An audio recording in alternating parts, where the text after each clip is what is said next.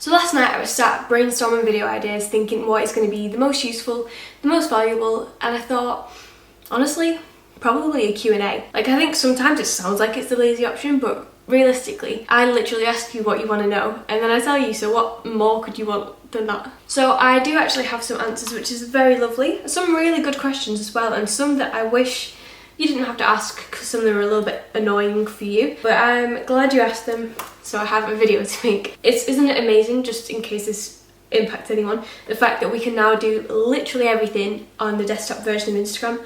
I've used that and only really that for so long because I schedule everything as I recommend you do.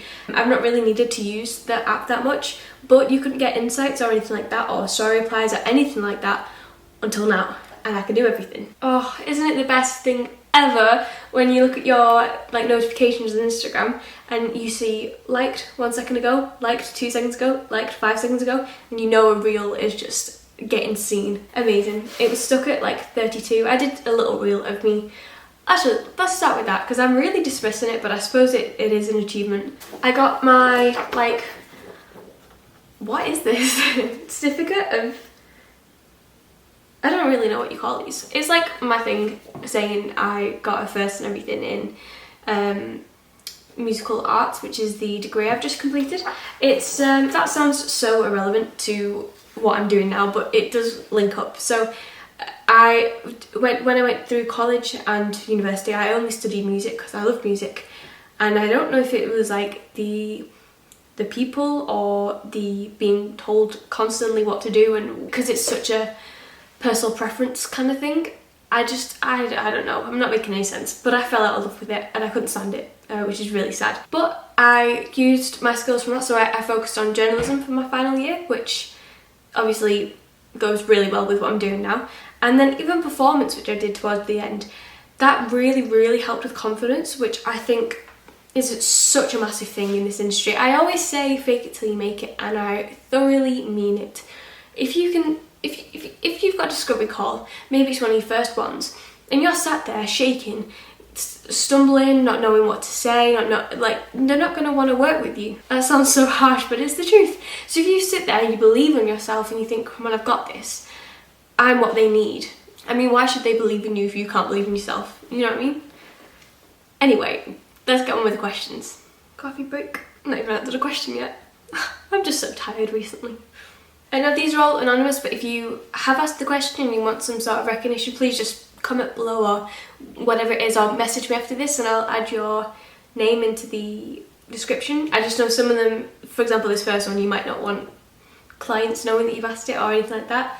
So the first one says, my client is 2 weeks late with payment and isn't answering any of my messages. What do I do? I've been there. It's a pain. I know it's a pain. I had an incident quite a while back now that I'm hoping is okay to talk about.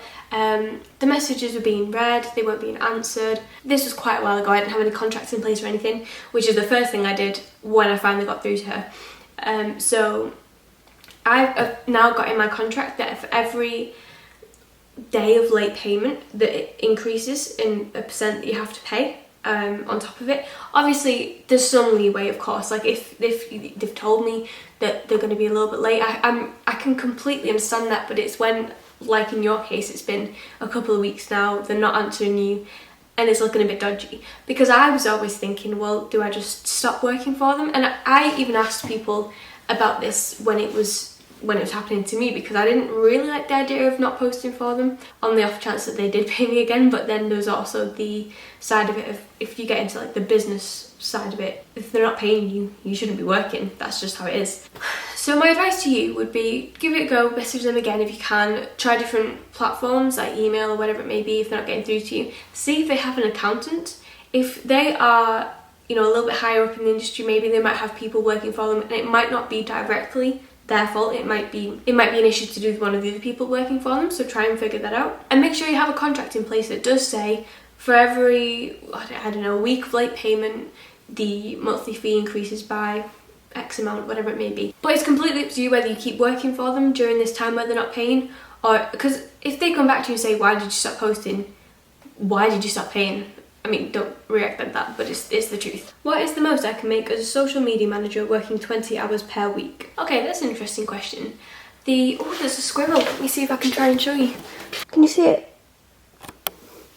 So the thing with this is that amount, that monthly amount, is completely up to you. You set your hourly rate. Now, I'm very honest and open about hourly rates and stuff like that on here because, I mean, if I wanted to work with someone and I had to go through the whole website to try and find the price and I still couldn't find it because I had to message them and then talk to them for ages, I'd give up.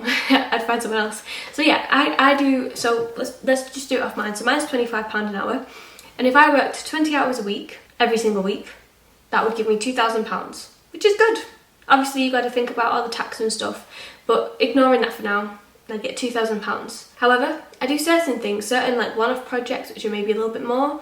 That's not including, say, power hours, for example. If you do any of those, they're usually double your hourly rate. So it really does depend on what it is you're doing with those 20 hours a week. But I think that's pretty good. I have a goal, a personal career goal, to reach 6 figures eventually, but I'm not there yet. I can't even see that yet. That's further down the line, much further down the line, and I'm not stressed about it. It'll happen when it happens. So if this is something where you're just starting out and you're thinking, oh, but there's all these entrepreneurs talking about these 6 figures, £2,000 a month isn't very much compared to the rest of the jobs and your average job. It's average, it's fine, it's livable, it's more than a lot of people get. And if you consider the style of work that you're doing, I mean, would you rather be doing a really strenuous physical job, or would you rather be sat at a computer?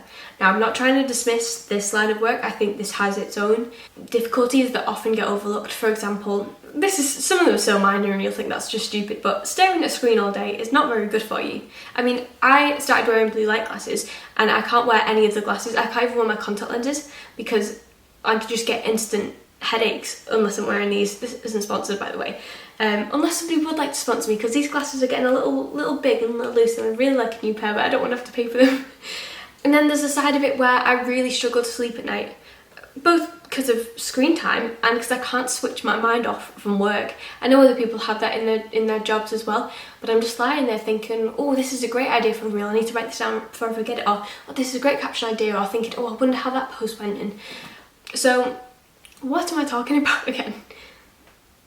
Hourly rates and money. Yeah, so you could make whatever you wanted for 20 hours a week, and I think that's a good time to work, because you got to remember a lot of time spent in this job isn't paid. Like, there's a lot of stuff. For example, usually on a Monday I do a lot of my more kind of admin stuff, so I've got I like to do a lot of stuff myself. I know you can outsource stuff, but I like to be in control. So I do all my bookkeeping usually on a Monday. I do my own social media. I do my own Facebook group stuff, which I'm going to turn into a slight little plug. I have a Facebook group. If you haven't yet joined it, it's linked in my bio, completely free, and you get free stuff from it, which I think is pretty good. So every single day I post something, some sort of valuable content. So there's kind of like a theme to each day. For example, your typical Motivation Monday, and then you've also got like Freebie Friday, that kind of thing. And it goes through the week, loads of different things every single day. What do I do when my boss is micromanaging me? Help. Let me just talk about what you've just said. You just called them your boss. Yes, they pay you, but they've hired you to do a service for them. They've hired you to be their social media manager.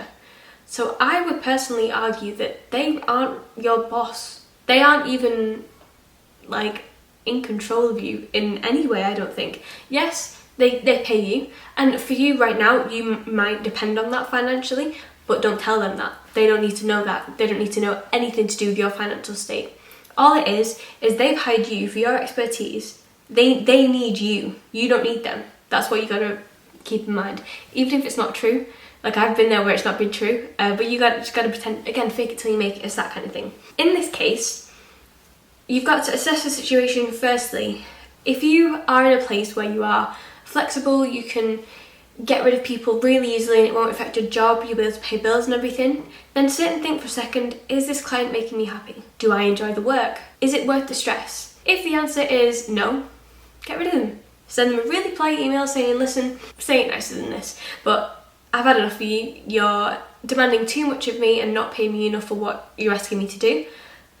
Here are some things. If you want to give them any, like, just to be nice, any templates you've made or anything like that, then feel free to do that and you can end it. Or if you think, right, I need this money and I want to keep working with them, or I quite like this job, you could just message them saying, I really appreciate your creative input, and if the issue is, you know, you're working too many hours or whatever it may be, you could just say to them, for me to make the changes demanded, it will take more time than we originally discussed.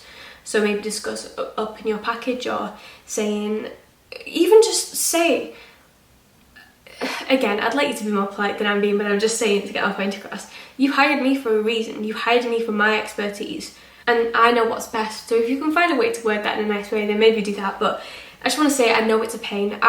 When I first started out, I worked so many ridiculously long hours while trying to get this degree, while working for about £5 to £10 an hour, definitely below 10 an hour, working really long hours, making all these changes. And it's not because the quality of work wasn't good enough, it's because they were picking up different things, or there was a thing that someone else had done for them in the past, and this thing was applied to like 50, 60 other things. So we changed the design and knew I had to tweak it for each one. It wasn't just, so I did it for all of them, and then they said, oh no, maybe we should change this about it, so I had to do it for all of them again.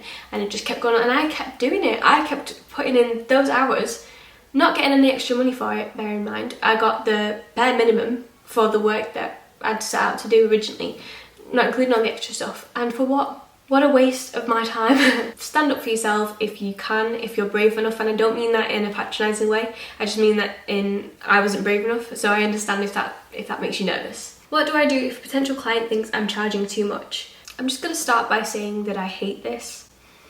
I hate this so much. You can use things like Fiverr, you can use things like Upwork, for example, and you can find people that will do the job that we do for a very low price. I still don't fully understand what that's about, but a very low price. Like, I'm talking the £5 lower an hour that I was talking about, and they'll probably do an average job. You get what you pay for. That's the kind of thing I'm trying to say. If you know that the work that you're doing, the quality of work that you're doing, the passion that you've got, the hours that you put in, the experience you've had building up to this is worth whatever you're charging, then find a new client. I just want to tell you, if you're starting out in the very, very beginning, you'll want to take on as much as you can. You'll want to work for whatever price just to get the experience. I get that. But you will get to a point where if someone says, oh, you use too much money, I don't want to pay that for you to just post on social media, say, all right then, thanks for talking to you, have a nice day, and you'll find someone else. Alternatively, if you really want to work with this person and they say, oh, I can't afford to pay that much, say, okay, what's your budget? And then fit your hours and your hourly rate into that budget, and just say what you can do for them in that time. Basically, you've just got to evaluate, similar with all these other situations, you've got to evaluate where you are in life right now. If you're right at the beginning and you're willing to lower your prices because you really want the work, or you really like the project, or it's something like that, lower them within reason. I'm talking a couple of pounds. I wouldn't knock off £10-15, nothing ridiculous like that. And also do the maths, like if you did lower your prices, could you still afford your rent? Could you still afford to live, to eat? Remember, living is a big thing. Don't just calculate rent and bills and food. You've got to have some sort of life. Like, I don't do very much. I'm not someone who buys like no fancy clothes or anything like that, but I do like having a Costa, usually every morning. And I know that's such a small thing and not a luxury to many people at all, but it adds up. It does. And I just like making sure that I've got that little luxury, I suppose. None of that. It is a luxury. It is. It may not be as big as some of the things people are doing with the money, but it's a luxury to me, and I want to keep up with that. Just for all these questions in general, when you have these really difficult clients, you're going to have difficult problems in every single job. I mean, I used to work in retail before this, and there were the worst customers in the world some days. But the thing is, you have this team of people around you to talk to about these stupid customers that they've all had to deal with. But it's weird in this industry because it gets kind of lonely. I mean, you can talk to your friend or your boyfriend or whatever and say, oh god, this person did this today, and they'd be like, oh, that's annoying. And I'm like, no, you don't get it. It's awful. But you can't always discuss with the other people in the industry because you don't want to come across as maybe not a team player, or in case it gets back to the client or something like that. So it can be hard to not feel lonely in this. But I'm always here to talk to you. If you want to have a little bit of a ramble in the comments, I'm happy to answer. I'm happy to express my opinions as well. But it does get easier the more you do it. And I'm finding it that as the months go by and I'm getting more and more experience in this industry, and you'll get more experience whether you're 30 or 60. Like, the experience will never stop. But as it goes on, it does get easier, and you get to be more selective about the people that you work with. I love everyone that I work with now, and I couldn't have said that to you 2 years ago. I couldn't have said that to you 2 years ago, not a chance. But now I love everyone that I work with. There's a really good level of respect, and it's fantastic. And you'll get there eventually. If you don't feel like you're there now, it will get easier. I do promise you that. So just keep persevering, and just think about where you see yourself in 5 years from now. Do you see yourself enjoying life as an entrepreneur, loving your job, loving the people that you work with? Or do you see yourself stressing every single night, trying to meet stupid deadlines that have been set by people that don't understand that you are human? That's the main thing. People don't always understand that we are people too. Anyway, rant over. I hope you're all doing okay, and please leave any comments or questions or anything in the comments below, and I will do my best to reply to every single one of them. I hope you have a lovely day, and I'll see you soon. Bye.